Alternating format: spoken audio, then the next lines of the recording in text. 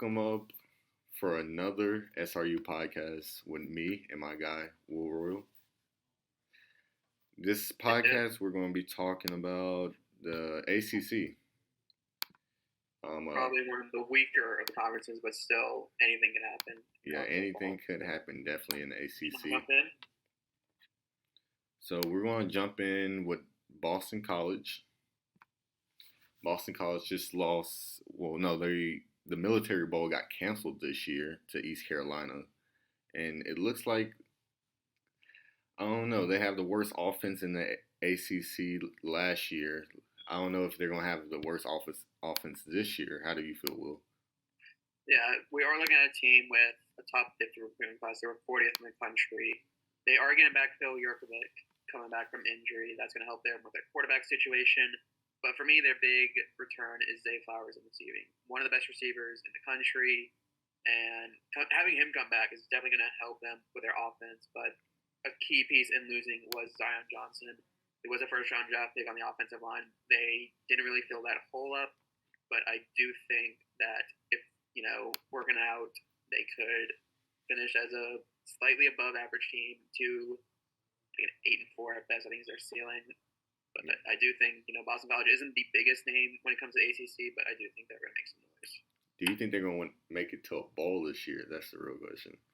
I think so. I think they're going to come at the bare minimum 6-6, but we'll talk about more about standings at the end. All right, but so now we got the big dogs in the Atlantic side of the ACC, the Clemson Tigers. They beat Iowa State in the Cheez-It Bowl last year. They did not have a good year last year, and who knows? They might be in the quarterback battle this year, even though Dabo Swinney said DJ will be their quarterback this year. Do you think that K. Klubnik is going to be the quarterback by the end of the year? It's hard to say because, last year was the first year of the post-Trevor Lawrence era. Yeah. And DJ, I don't think he underperformed, but compared to other quarterbacks in the class, such as Bryce Young and CJ Stroud, he was definitely in that bottom half. But I do think that Clemson is going to come back to their normal selves. They are going to, last year was that down year that Dabo didn't really want to experience, but, all coaches have to go through some kind of down year. Yeah. I do think this Clemson team is going to rally around DJ. They are going to come out swinging because they do open up with Georgia Tech, which easy win. Yeah, that's easy dub for sure. Also, DJ, he was number 1, number 2 recruit coming out, QB recruit coming out in high school. So I would kind of say he underperformed, but some people wouldn't say he did. Well, that Georgia game at the beginning of the year, he could not get any offense going. It was a low-scoring game at the end of it, but from a number 1 QB, number 2 QB coming out in that recruiting class, you would expect him to be coming out all cylinders firing like Bryce Young did last year. And but we also have to put into consideration that Georgia had the best defense. Yeah. Obviously helped. But schedule-wise, they have possibly the hardest stretch to end the season. Yeah. Last 4 games are Notre Dame, Louisville, Miami, and South Carolina. South Carolina, yeah, they could definitely be an upset team there. Notre Dame, for sure, just because of the name of Notre Dame is just so big in college football. But Dabo Swinney, he doesn't like the transfer portal. How do you feel about that? I mean, it's his call when it comes to it. Transfer portal can either help or hurt a program. And I can see why, because you're basically just giving players who are already good at their school a leg up and helps them stock and draft stock, which for me I don't have a problem with.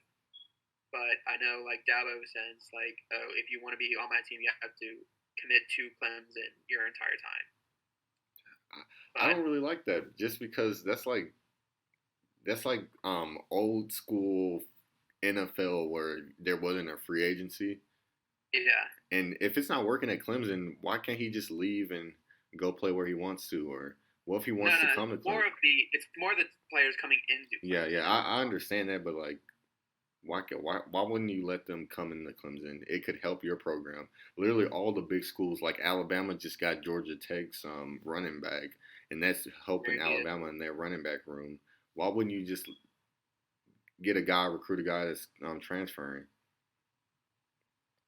I couldn't tell you, but I think like it's more of like you work under my system. I want you to learn from me, not someone else. I think that's kind of the point, the direction that Dabo wants his players to go down.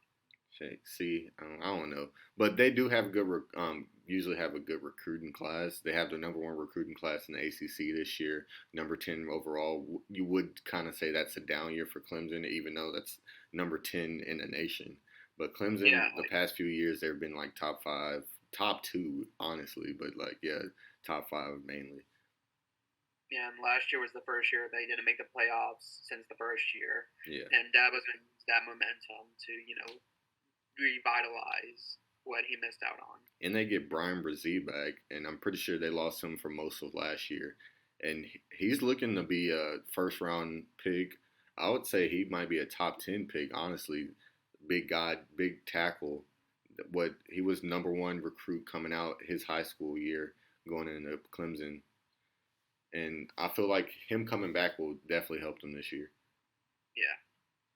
I think this is going to be one of those, Clemson is going to end up winning it all. Or not winning it all, but more or less just, From an Alabama fan saying that Clemson's winning it all, hey, I'm going to clip that, post it all over the place. I'm going to send it to Alabama saying your fans don't even believe in you. I'm just joking. It's called slip-ups, Bryce. I think we learned that last week when you said Arizona was going 11-1. Oh, you're right. Hey. But I do think like Clemson is back in that contention of winning the ACC and getting that spot in the playoffs. Hey, no, not so fast because NC State. We're going to get to them later, but NC State is making noise the past few years, and a lot of people have them winning the ACC this year. But we are going to go to one of Clemson's biggest rivals, Florida State. They did not make a bowl last year, and everybody knows, if you were in that Twitter space, about Travis Hunter going to Jackson State University, choosing them over Florida State. How do you feel about that, Will? I mean, credit to Travis Hunter. He didn't follow NIL and, big name program. He wanted to trailblaze his own path. He wanted that HBCU experience. So he linked up with Dion at Jackson State, and I think that is a huge sort of deal when it comes to these smaller schools getting the big name players. Yeah. Travis Hunter was the number 1 player in the country. Yeah. And he was linked to Florida State for the longest time. It was Dion's school. Like, it made perfect sense. And then Dion's like, I want you to come to Jackson State. And he did. Yeah. And Florida State, like, they lost out on possibly one of the best secondary players in this class, if not the best, and someone that's going to help to revitalize the defense. And all this does is hurting Mike Norvell, because this is probably going to be his last year. Like, ever since Jimbo left, it's been hell for Florida State fans. Hey, but he did sign that extension. So do you think Florida State was willing to buy out that contract if he has a bad year this year? I think so. I think if they miss a bowl game, then it's done. Oh, all right. And this is coming from a Memphis fan as well. Yeah. Mike Norvell was really good for us, and obviously it was sad to see him go. Really good. He basically built Memphis into a winning program in the AAC. But yeah. And but we all know him flying a helicopter and landing it on our baseball field in high school to come recruit some guys. In the middle of a game too, which was very funny. Yeah, well, they do start week 0 with Duquesne, which is they better win, or else that Tallahassee is going to burn to the ground. Yeah, they're definitely winning against Duquesne. But after that, it's LSU in New Orleans, one of the toughest environments, and I think this is going to be Mike Norvell's toughest challenge yet. After that, it's the typical Louisville, Wake, NC State. I think more or less they are going to have their ups and downs, but the game that matters to them besides LSU is Florida, because that is their in-state rival, and that is the game that, like what we saw last year, both teams went in 5-6. The winner made a bowl game, the loser missed out. I think it's going to come down to that again this year, and it's going to be a coin toss to see if Mike Norvell gets it done. I honestly think Florida State's going to have the upper hand in that game, just because Florida has a new coach. A lot of recruits transfer out, rather than Florida State. They had a lot of recruits transfer in. You get Jordan Travis probably behind the helm. And I think Florida State could be a top ACC team this year, just because the down year of the ACC. Because a lot of teams are getting new coaches, like Miami, their in-state rivals, one of their biggest rivals, honestly. But injuries have been plaguing them. They have a very key factor to their team with Ja'Kai Douglas, who's missing the first game. But it shouldn't be that big of a deal because it is Duquesne's. So it shouldn't be that big of a deal for them going on in the future. But they are missing a key piece in their secondary at linebacker, Stephen Nix Jr., who last year didn't really have a decent season, but 2 years ago, that COVID year, he had a pretty good season with 45 tackles, 3.5 tackles for loss, and one QB hurry. How do you feel about the injury bug in Florida State and their transfers coming in? Well, I do think that is going to somewhat affect Florida State, but they did come in with the fourth best recruiting class in the conference, along with 20th outside the country, only behind Clemson, UNC, and who else was it? And Miami, obviously. Yeah. But I do think these recruits should help. Obviously, no Travis Hunter, but I think these other recruits will do a good job. Yeah. They also got Michael Pittman coming in from Oregon. He's coming in and proving something because he feel like Mario Cristobal did not use him properly when he was at Oregon. So Yeah. I would love to see him have a big year just because I watch his YouTube channel and he seems like a good guy. But next we're going to Louisville, who lost the First Responder Bowl against Air Force. You know, we have an Air Force buddy who went to the Air Force Academy. Shout out Luke Leon. But yeah, Louisville, I feel like they're rebuilding after the Bobby Petrino era and the / Lamar Jackson era. How do you feel about Louisville this year? Well, last year they didn't do too bad of a job under Scott Satterfield, and I think it's going to be more or less this year. They found their next Nobel quarterback in Malik Cunningham because he had a really good year last year. But for me, at least, the key was losing out on two of their top receivers. They lost Tyler Harrell to Alabama, and they lost Jordan Watkins to Ole Miss. Those are two really good receivers, along with Harrell being a speedster and probably end up seeing him on the return team for Alabama. But I think Louisville in the last 10 years or so, at least we've seen, have always relied on the mobile quarterbacks. Saw it in Teddy Bridgewater, saw it in Lamar Jackson, and we're now seeing it in Malik Cunningham. So with that being said, I think Louisville is going to use Cunningham to their advantage, and they are going to have a really good year. Yeah, honestly, when I look back to those mobile quarterback eras in Louisville, my favorite game is that Deshaun Watson versus Lamar Jackson game. I've probably watched that game over a good 4 times. That's one of my favorite college football games that's not Arkansas or SEC team in the past 10 years, or I would say my entire life. Yeah, and obviously we may be seeing that this year if we look at the schedule. Let's actually load on me. Yeah, so Louisville, another program or another team I think that is going to be sort of a challenge for them is UCF in Orlando, because this is UCF's last year before they move on to the Big 12 next year. Yeah. And they still have what's his face, Gus Malzahn at coach, but I do think Louisville will oversee that, and we do have that Clemson matchup second week of November towards the end of the season. Yeah.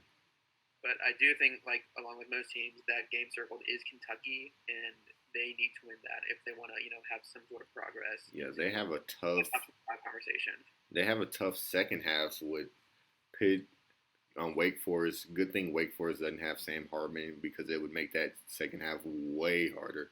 James Madison, who's a big FCS school who's been making noise for the past few years. Then they ended off with Clemson, NC State, and Kentucky, which is very brutal when it comes to college football because those 3 teams at the end of the year are pretty high-rated teams coming in this year, where Kentucky is a sleeper team in the East for the SEC, and NC State, they might be shooting for a college football playoffs berth this year.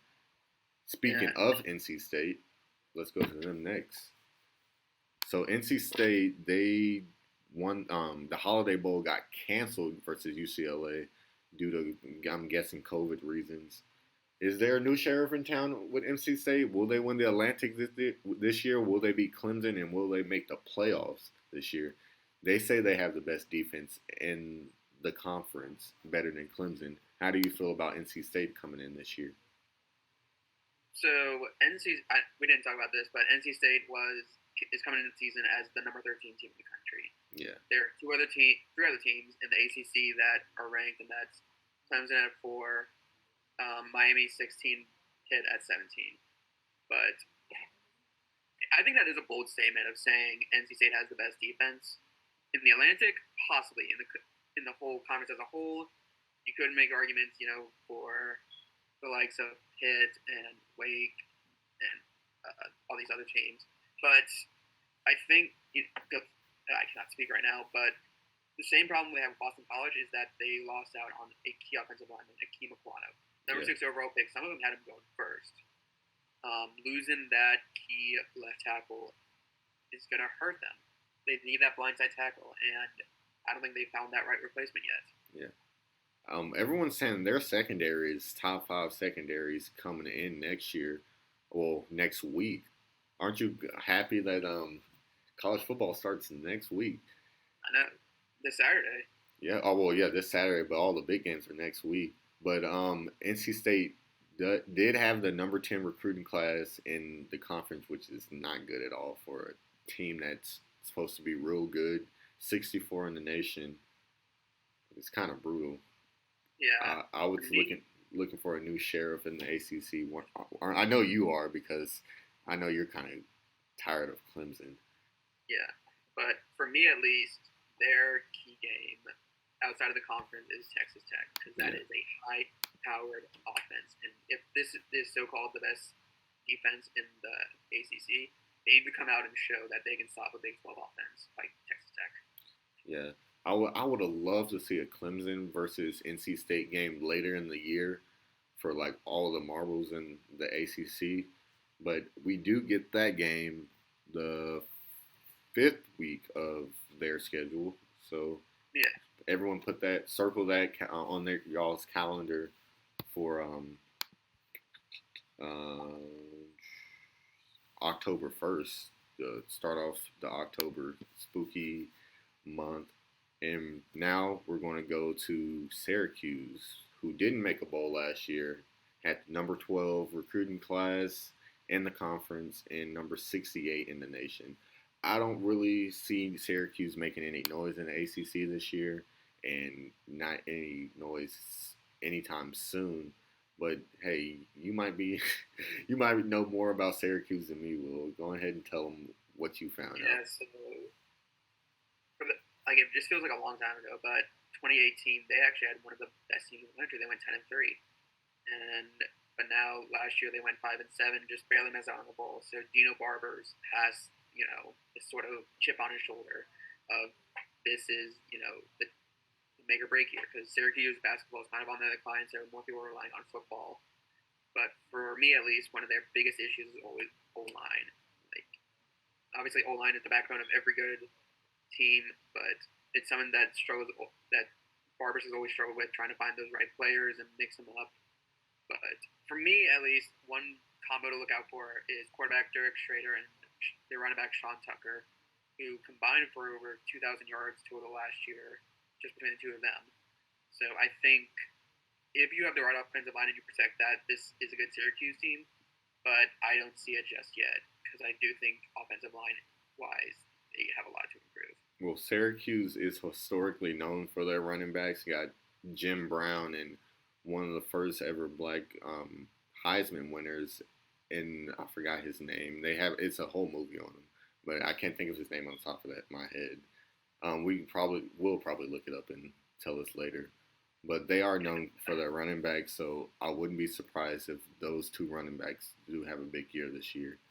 So next we're going to Wake. You said what? Schrader's the quarterback. Oh yeah, that too. But for me at least, their biggest challenge is coming in the form of Purdue. You look at that Purdue offense. Yes, they don't have David Bell anymore, but it's still like a good Purdue offense. And if defense wants to step up and stop them, then this is their chance.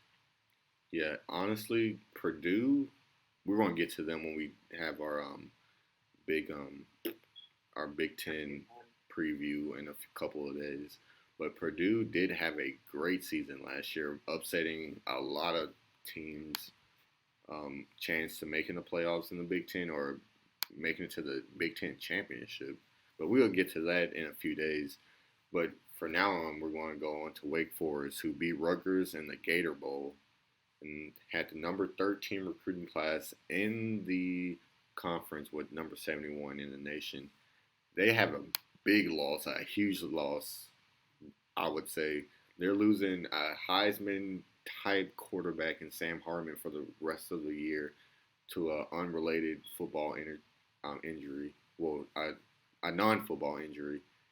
I remember watching Sam Hartman in the QB1 series where he was, as a kid, he had some condition where he had to battle through. It was, I'm pretty sure, some physical condition. But seeing him get to where he got to in Wake Forest is very, it's, what's the words for it? It's very inspirational. But Wake Forest without Sam Hartman, I feel like they just crumble this year. How do you feel, Will? Yeah, they are going to take a step backwards without Hartman. But as far as we know, it's not the entire year. It's just indefinite. Yeah. I do think he could come back in the latter half. Schedule-wise, they have two out-of-conference trap games, and that's Liberty and that's Army. Yeah. Army had a great year last year, too. Yeah, but those are two games they want to look out for.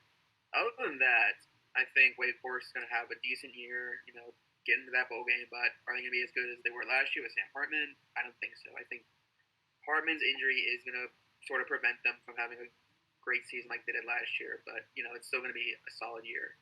Having the second worst recruiting class, though, that's not going to be something they are proud of.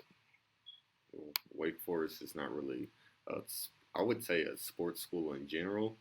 Basketball, they've had some great basketball players come out there like Chris Paul and Tim Duncan, but hey, who knows? Maybe Sam Hartman can come back sooner than we think he will, and maybe they will have a bounce back year.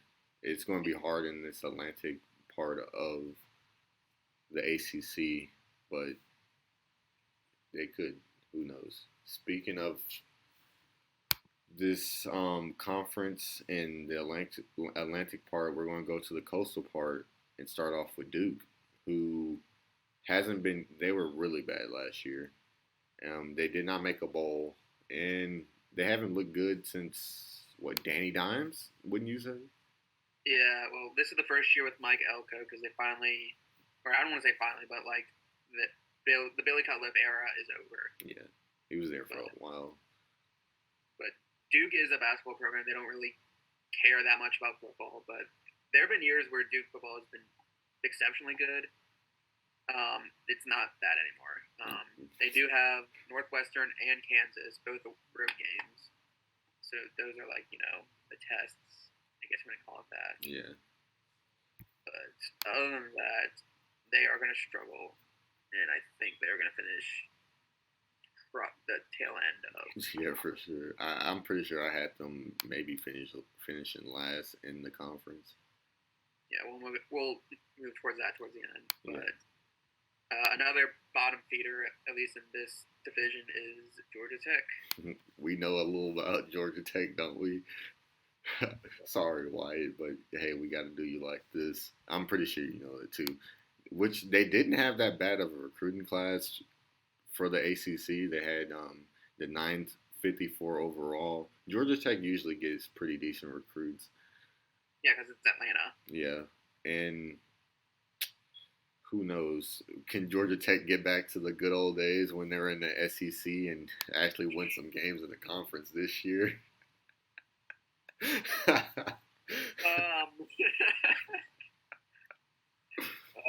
I mean, it's been 75 years, so maybe this will be the year. Yeah, maybe this will be the year. It doesn't help that Clemson is the first game. Yeah, that does not help at all. But this, and I want to. Should I call it a privilege to say that I saw them in person last year? no, it's not a privilege at all. Yeah, I saw them week one. I was in Atlanta for Alabama Miami, and then I went to Georgia Tech to see them play Northern Illinois, and they lost that game. That's sad. That is very sad. You're a Power Five school losing to a small school like Northern Illinois. Hey, it happens to the worst of us, I guess. I can't really talk. Arkansas has lost to some bad teams in the past few years, but we're not going to talk about that. We're on the ACC. Uh, yeah, I will say this: the one vibe that there was around campus after that game was, we need to fire Jeff Collins, the head coach. yeah. What did Georgia Tech do? Fired everyone but Jeff Collins. Hey, what you expect, man? And does not help that their best player is now the number one running back at Alabama. Yeah, and what you expect is they literally run a ancient offense over there. They're not winning anything with that. The best thing that they've really done for the football community is Calvin Johnson, and that was a while ago. That was early 2000s. Yeah, but they also had Darren Waller not that long ago. Yeah, that too. But they produce some good NFL prospects every once in a while, but even a blind squirrel can find a nut. Let's go on to Miami, who pulled out the Sun Bowl due to COVID. They had the number 3 recruiting class in the conference, number 16 overall. Is very good. How do you see Miami doing this year with a new coach? It looks like they might be getting a new stadium soon, which is sick. Yeah. Looks like an NFL stadium also. How does a college team have a better stadium than a team who has a town who has a NFL team, and you're about to get a better stadium? That's crazy. Do you see a new era going on in Miami, in South Beach, man? So, as far as everyone knows, ACC, in terms of ACC, Miami is the most overhyped team. Yeah. There's always that one team in every conference that gets overhyped. In the ACC, it's Miami. In the SEC, it's Tennessee. In the Pac-12, it's USC. Yeah, and in the Big 12, it's Texas. But I think for the most part of these, at least in terms of Miami, is that they have a new coach. Mario Cristobal used to play for them. Like you said, they have a new stadium possibly in the works under Johnny Ruiz, who is a top NIL contractor. He's he's helping He's basically donated millions of dollars towards Miami athletes. And so building this new stadium, which is a lot closer to campus as opposed to the hour drive to Hard Rock, this could possibly be, the return of Miami before they left the Big East. Yeah. Hey, can we get the 90s Miami, the early 2000s Miami, the 80s Miami, the U? We could, but for me at least, their toughest challenge is in the form of Texas A&M. That early on. Yeah. Texas A&M will be a hard game for Miami this year. Yeah. And who else do they have? I can't wait to see them play the big dogs towards the end of their schedule. But yeah, Texas A&M is probably going to be the test to see if Miami's actually going to be good this year or are they going to be bad this year. So let's go on to the next team, which is North Carolina, who had a surprisingly really good recruiting class this year at number 2, 11 overall, and they lost the Duke's Mayo Bowl to South Carolina. How do you feel about North Carolina coming in this year with the loss they of are losing Sam Howell, but they're bringing Drake May, who's supposed to be a good quarterback. Mac is kind of on that downward spiral in his second stint. But I do think bringing in Gene Chizik on the defense is going to, bolster up that defense. Yeah. Yeah, Gene Chizik is a SEC legend. We should know, but with North Carolina, don't know if they're going to have a good year this year or not. So we're just going to leave this in the air and see what happens this year. So next, we're going to Pitt. Pitt had a really good year last year, but recruiting, they did terrible. They had number 14 recruiting class in the conference, 76 overall, but they lost the bowl to Michigan State last year. They just named Keaton Slovis as their QB1 for this upcoming year, but they did lose one of the best receivers in the nation with Jordan Addison and a really good QB, probably the future of the Pittsburgh Steelers and Kenny Pickett. How do you feel about Pitt coming in this year? Yeah, well, obviously last year they won the ACC with Kenny Pickett and Jordan Addison, but both of them are gone. Kalen Slovis is in. I think it's a regression year for them, and I think they could be a surprise team, but I don't think they're gonna win the division. Yeah, I would love to see Pitt how they will play this year. They have a really tough game against Tennessee early on in the season, the second game of the season, and they start the season off with West Virginia, who also got a new quarterback in JT Daniels. I'm really excited to see how Pitt plays this year, just because Keaton Slovis, he has a lot to prove this year. Some people said he was a Heisman candidate early on last year. I wouldn't say last year. They just said he was a Heisman candidate early on, and they had him going pretty high last year in the draft at the beginning of last season. Yeah. We hate to do this, but we were kind of time restricted, so we're going to clump these last two in-state rivals together. Virginia and Virginia Tech, both of them lost their head coaches, and they got new ones in the form of Tony Elliott and Brent Pry. What do you see out of them? I really don't know much about either team other than Mike Vick went to Virginia Tech and they just lost Fuente. Yeah, they just lost Fuente, who was a great coach for Memphis. I don't see much happening next year. Virginia Tech could have a good season. They had the number 5 recruiting class in the conference, 35 overall. We could just see what happened. We're going to just go on and switch to how we see the conference going next year with the rankings and what team do we have on top for each division of this conference. So I'm gonna kind of speed run this at least. So in the Coastal, I have it as Clemson going 11-1. I think this is the Clemson is back team. They're going to drop one game. It's going to be kind of hard to say who it is. Behind them, I have NC State going 9-3. Again, sort of the same deal. After that, it's Louisville and Wake Forest going 8-4 each. Kind of a upwards year for Louisville, downwards year for Wake Forest. Yeah. Boston College I have them going right at 6-6. I think they are just going to barely squeak by for that bowl game. Florida State is going to come down to the last game against Florida. I don't think they're going to win. They're going to miss out on that bowl game by 1. And then lastly, I think Syracuse. I know they said 5-7 last year, but I think it's going to be a step backwards and go 3-9. Yeah, I had them going 3-9 also. For my Atlantic, I had Clemson going undefeated, probably depending on the NC State game and the Notre Dame game. And then I have NC State going 11-1.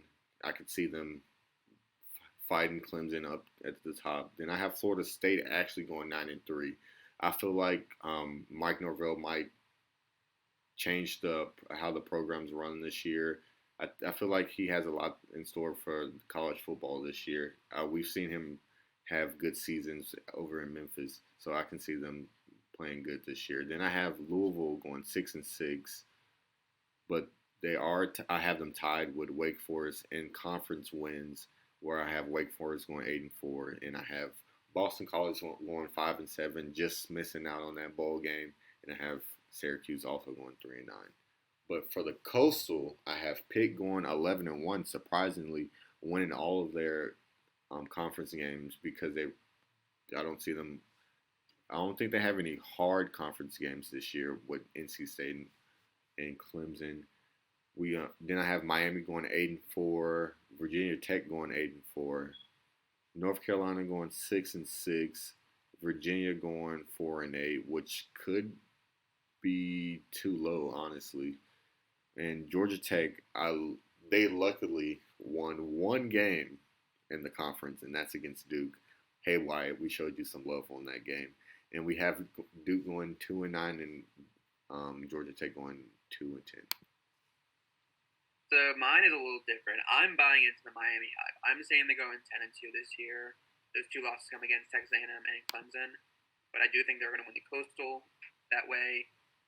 Right behind them, I have Pitt and North Carolina going 9-3 each. I think Pitt is, they're going to build around Kidon Slovis. They're going to sort of progress with him. Not as much as with Kenny Pickett, but I think it's going to be a good year. UNC, no, they're not having Sam Hartwell, but I think they're going to learn without him. After that, UVA going 7-5. I think that last game with Virginia Tech is going to be, sort of that make or break point. But Virginia Tech going 6-6, still making a bowl game. Then I have Duke going 4-8. I do think they're going to struggle with the new coach, but still make some progress. And then lastly, I have Georgia Tech going 2-10, which not the best scenario, but if Jeff Collins is still the head coach after this year, then I will be very much surprised. Yeah. So that's all for our ACC preview. Come back in a few more days where we will be doing the Big Ten. I'm very happy to be doing that one. Yep, and by the time that one comes out, we'll have college football. Yep, the first few games. Hey, see you later, Will. Yep, see ya.